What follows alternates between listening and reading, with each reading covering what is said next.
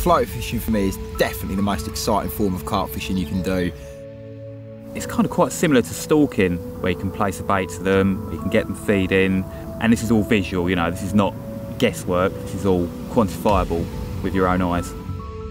How can you not love it? It is just the absolute nuts. I like floater fishing. Why? It is really good. Why do you like it? It's exciting, isn't it? That'll do.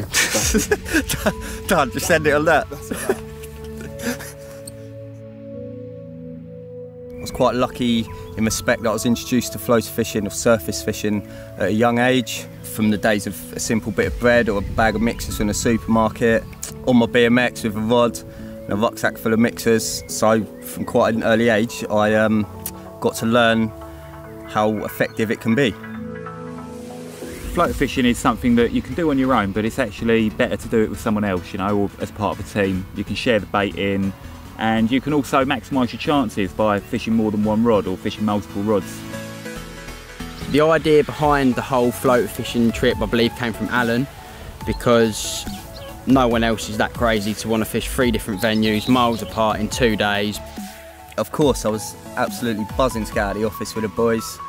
Carp fishing can be quite competitive sometimes, and the whole point about floater rota is that it's not, you know, it's a team effort and everyone enjoys the success. That coupled with the weather, we got that spot on for a change. It's just gone 5 o'clock in the morning, and although I'm shattered and brought a pillow with me to do some sleeping, I can't. I'm buzzing. In 48 hours, a load of riser pellet, bags full of energy. Let's go and catch some floater caught carp.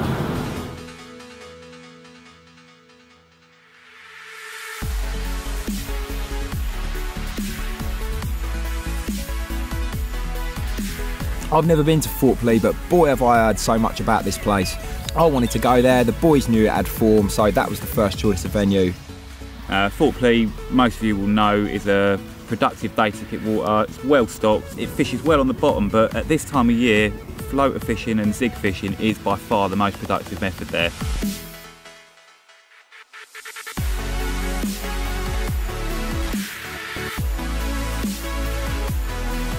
Fort Lee is definitely a well-stocked venue, and when we arrived in the swim I sort of looked out over the water and I could already see sort of backs just breaking the surface and disturbances and stuff, so I got the impression there was already a few fish out there. The boys cracked straight on. Immediately the spawn rods came out, and before I knew it there was spawns flying out here, there and everywhere, depositing riser pellets and floaters all over the surface of the water, and it wasn't long before the fish were up feeding.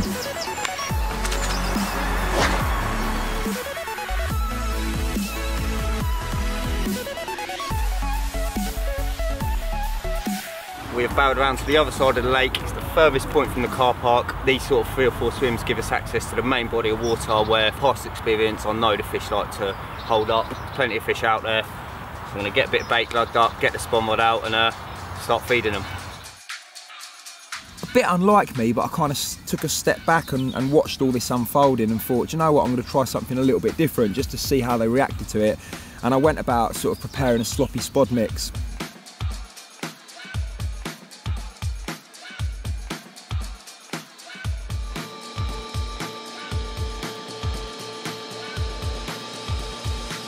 Wise man said, let Mikey do the spamming and I'll get the first cast in when they start feeding. Edge. Proper edge. It's going to be a proper team effort today. We're both probably going to be ending up spamming, and whoever's got free hand, if they start taking.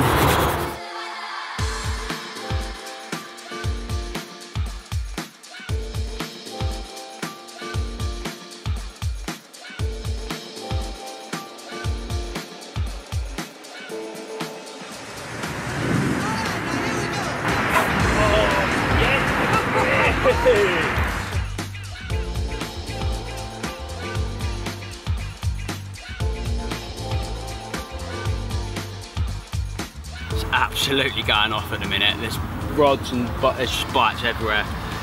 There's fish everywhere, floaters everywhere, floater rota.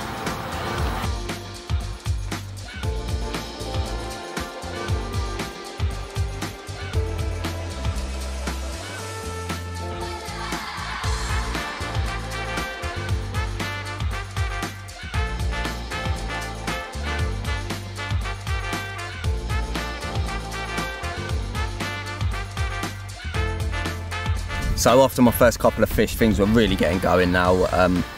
It seemed every time I turned around, one of us was into a fish, whether it would be me, Alan, Ollie or Mike. We really got them troughing, and for the next sort of 2 hours, it was hectic basically. It was proper floater Rota fishing. Well, things have really started kicking off. Fish are well and truly on the munch now. Swimming around, hoovering up the riser pellet and the floaters, and yeah, we're getting a few bites, haven't we, Wills? It's kicking off, mate. Floater carnage. It's kicking off. Well, we better get back to the action, Wills. Let's go. Catch some more carp. They're troughing. Another rod out. And we're hauling!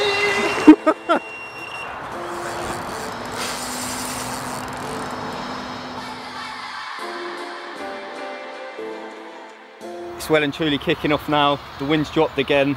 Managed to get some more bait out, and they've turned up in numbers.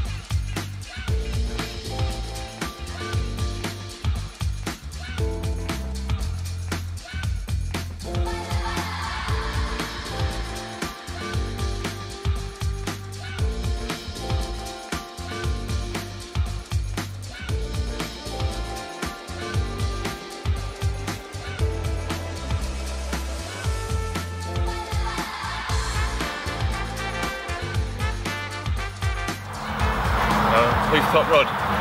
Wilson. Obviously. Crazy few hours. All caught some lovely fish.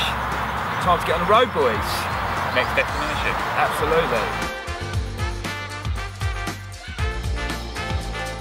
The cameraman very disappointed in all of us because they really wanted to get through photographing and filming the fish, and all we wanted to do was put the rod back out there. Well, what a lovely way to end things. I couldn't help myself, and I had one last cast. That's me done now. I'm going to get my rods packed away, and yeah, also try and G these boys up so we can get on the move and go and hit this next venue.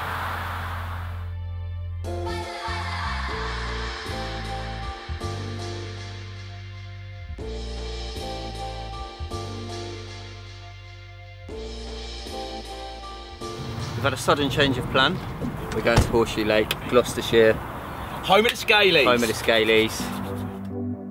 Next up, we were supposed to go to Bluebell, but I think it was Ollie that pointed out that it would be a lot more logical if we went to Horseshoe first, due to the fact that it was closer to Fort Plea than Bluebell. So a couple of phone calls to Miles at the Carp Society, and we arranged to pop up there that afternoon, arriving at the lake at about 3 o'clock.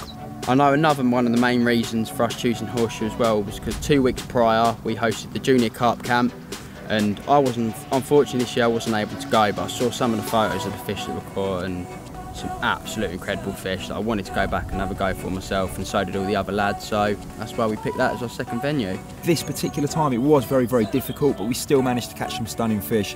You know, the dream was to of course catch an original Horseshoe scaly. It's an incredible lake. At this time of the year when the weather's really nice, the fish tend to push into Summer Bay. It's approximately 5 to 6 foot deep, and yeah, you can usually have some really great floater action in there.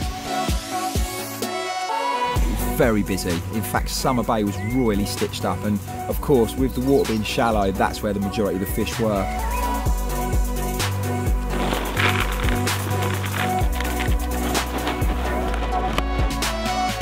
Again, sort of working as a team. I went with Mikey, Tom went with Ollie, and we did everything we could to, you know, keep those fish up and feeding.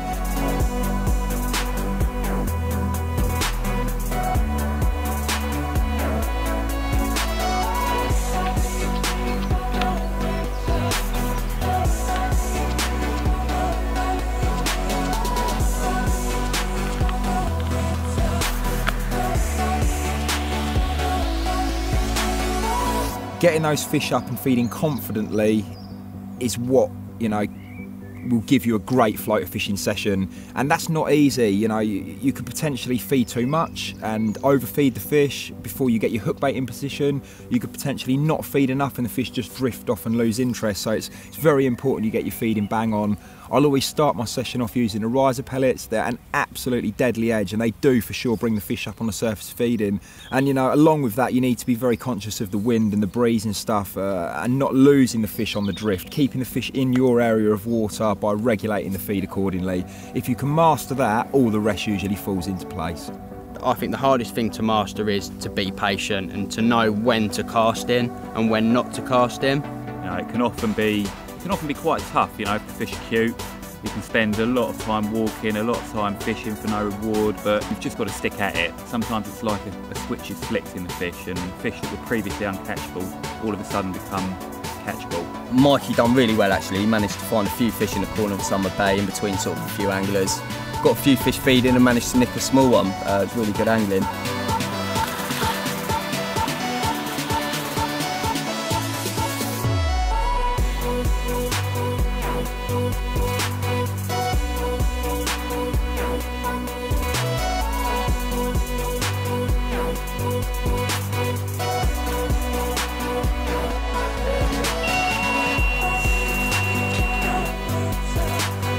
Well, it's certainly not been handed to us on a plate. We turned up full of energy and positivity, but the lake's busy and the few fish we did find were very lethargic, held up tight in the weed beds. Fair play to Mike, he got on it, went for a bit of a mission and found some fish that are much more receptive. Big up. Yes, Al.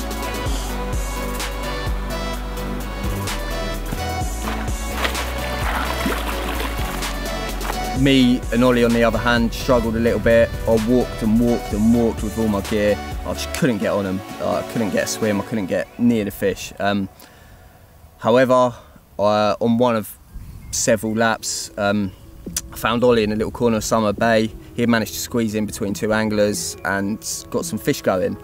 Being a nice guy that he is, he said, come here, have a little cast here.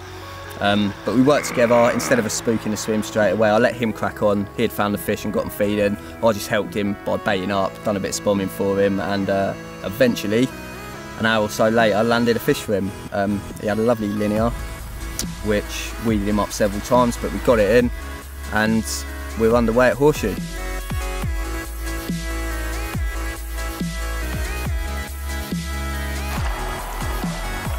To be fair, as the afternoon wore on, it just got harder and harder and harder, to the point where we were exhausted. We'd hardly had any sleep. We'd already been on it and fished really hard, and I think we all felt like giving up, but just can't do that. You know, none of us can. So off we went in different directions, and we covered the entire lake.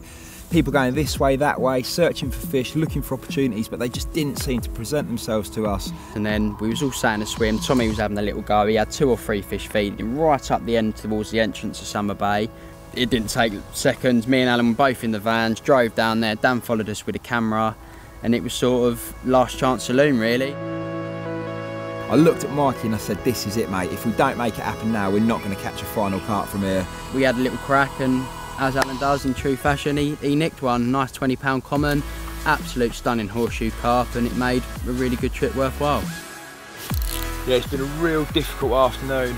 Came here buzzing and full of expectation, but that's fishing. It hasn't kind of gone quite to plan. Still very enjoyable and still a lovely afternoon, but hard graft.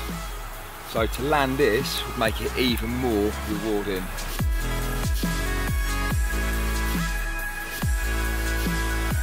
Had to work for that one. Sometimes you got to. What a great way to end our first day's floater fishing. Love horseshoe. Love floater fishing even more.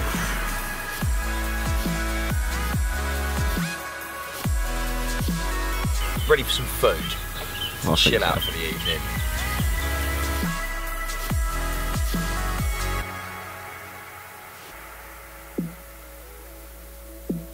We tried to keep the fish up feeding through the dark, but they just didn't seem to be particularly receptive to it, although it can be a great tactic on some venues, you know, keeping those fish up and feeding into the hours of darkness, and that's the time when they're not used to getting hooked. Yeah, so then we plotted up for the night, we all got our bed chairs out, had a nice little takeaway.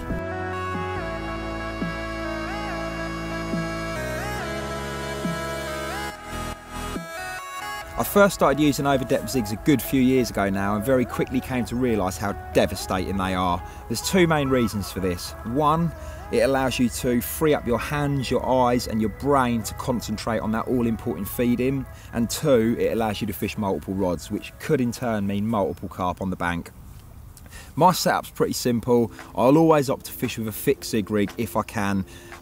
Rod choice, I personally like the 3-pound scopes. A lot of people sort of say, well, that's a bit heavy for floater fishing. Frankly speaking, it's not. If you've got a decent fish and he buries his head in the weed, you really need the backbone of the 3-pound rod to be able to extract it. So yeah, rod choice, 3-pound scope, fixed zigs, simply constructed using a safety bolt bead, a weed safety bolt bead setup, so if necessary I can drop the lead on the take. Coming out of that sort of lead clip setup, I'll fish with a zig link. The zig link serves one major purpose, and that's to completely eliminate tangles on the cast, and then I'll have my zig flow floating hook link. Up to that, I'll attach my hook bait. You know, in this situation, it's very difficult to use an actual dog biscuit or an 11mm floater, so I'll always opt to use an imitation bait of some description, whether that be a dog biscuit, a pellet, one of our mini riser pellet imitations. And I'll finish that off or secure that onto the line, yes with a knot, but also with a piece of zig liner tube. It really does help aid hooking.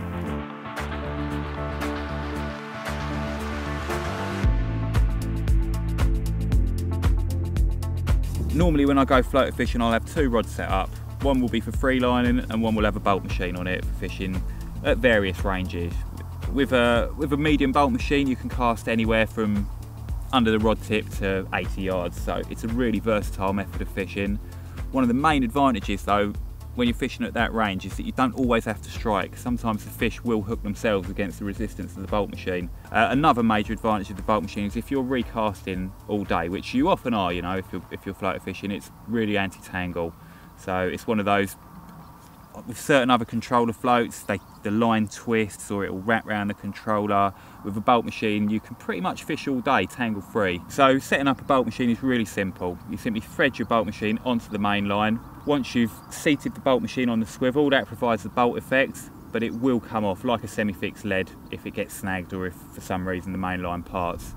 Onto that you tie your hook link. Now, hook link's quite a personal choice, you know, depending on the fish size, depending on how clear the water is, you might go from anything from 6 to 12 pound. Again, length, that varies on how clear the water is, how spooky the carp are, and how they're feeding. For instance, somewhere like Horton where the water's gin clear, I'll use 10 to 12 feet to keep the separation between the float and the hook bait. But somewhere like Thorpley, where the fish are a little bit more competitive, you can get away with a 6-foot hook link. And I'll use the smallest hook that I can get away with, which is usually a size 10 Fang Uni. Bait choice, I like a pop-up that matches my freebies. So something like a TG or a Scopex Squid pop-up perfectly matches mixers. So we were all up at first light and in the vans, and despite not getting much sleep, we headed over to Bluebell and we got there for about 8 o'clock in the morning. Other than Ollie, none of us had ever sort of visited or fished the venue before, but we knew what it contained. I was quite excited on the journey up. I was tired, don't get me wrong. But I was excited because I'd heard a lot about Bluebell. I'd never been there for myself. I also knew that after failing at Horseshoe, if you like, I had to make up for it. So I had it in my head telling myself all day, like, you need to be on it today, you need to get on it and catch some fish. Now, before getting any gear out of the motors, we decided the best thing to do would be to split up into 2 groups and go and explore and try and track these carp down. So that's exactly what we did. So we walked the whole complex basically. One of the big lakes, which is 20 odd acres, and another couple of small ones, which are sort of 3 or 4 acres each. We walked them. First one we walked around was Bluebell Lake, and we instantly found fish. It was quite busy with anglers, but we found fish. So we then went to have a look at the big lake, which is about 20 acres or so, which is called Marston. Martin. That's what you just said. Martin. No, mallard. Mallard. Mallard. And what's the other one? Why are their names so complicated? They're just birds. Are they?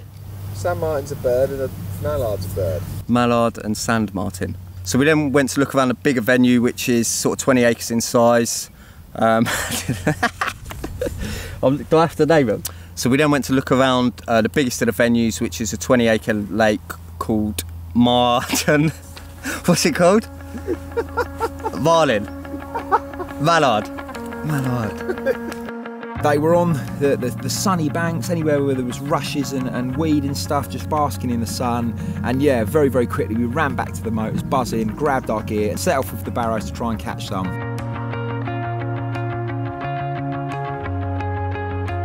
My first stop was San Martin Lake, I believe, where we found a group down one margin. They were very, very cautious, but did get the odd fish feeding.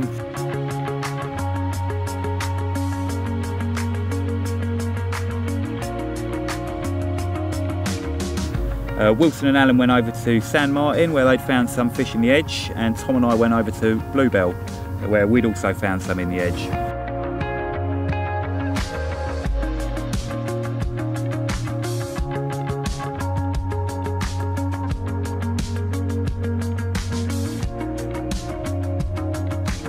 And it wasn't long before one took the hook bait and I nailed one, and I was into a big battle.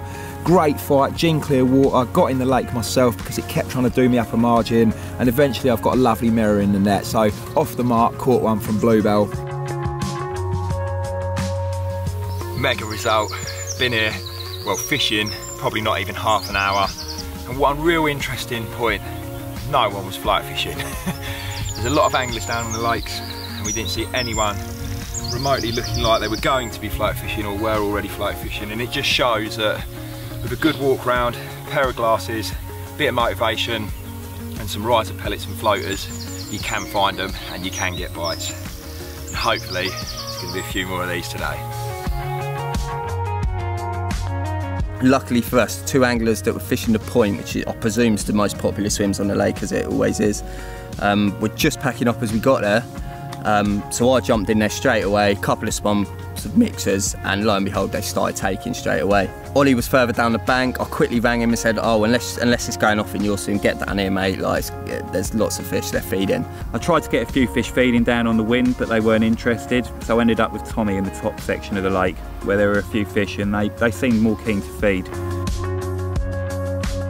One of the good things about floater fishing is that you can be selective. You know, it can be like stalking, where you can watch and identify individual fish. You can choose who to cast at, where to cast. You can pull the bait away from smaller fish. You know, you can be quite selective. After a couple of spoms, they were taking the odd mixer. The fish just approached from the right direction to the hook bait and nailed it.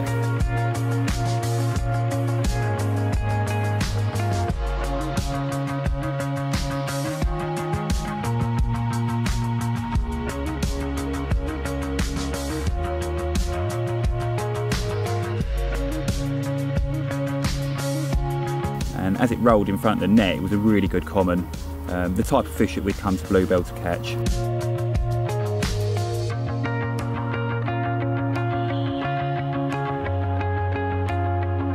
First cast on Bluebell, again on a little trim down Scope X squid pop up, which really closely matches the freebie, so no hesitation. He saw it, he turned round and he grabbed it.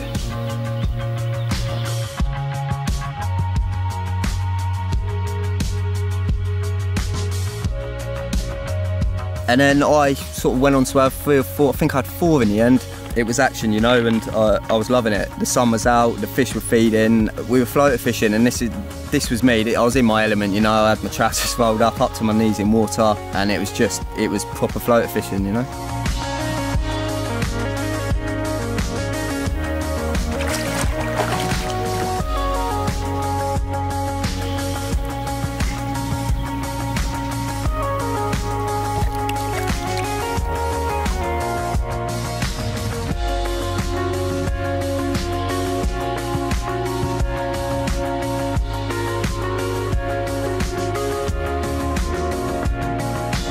The boys did okay over in San Martin, managed to bag a couple as well.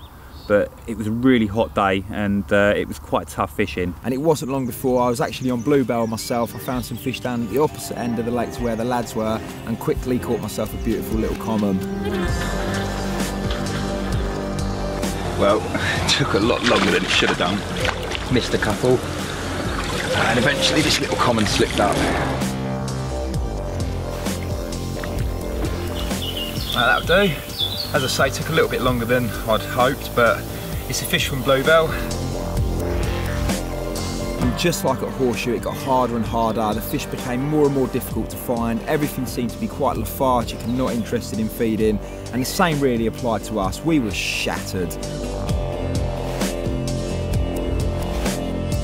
And what I will say is, obviously we went to Thorpley, we went to Horseshoe, and we went to Bluebell, and there wasn't one other angler surface fishing. So that was 48 hours, we was out on the bank, and I didn't see one other angler surface fishing. And on every lake we went to, there was fish on the top. We'd all managed to bag carp and we'd add them to nearly 30 pounds, you know, which shows that it's not just a small fish method. All in all, it was a brilliant 2 days fishing. You're always on your feet, you're keeping active, and for me, the buzz of seeing the fish on the surface, feeding, and then getting them to take your hook bait is just one that can't be beaten.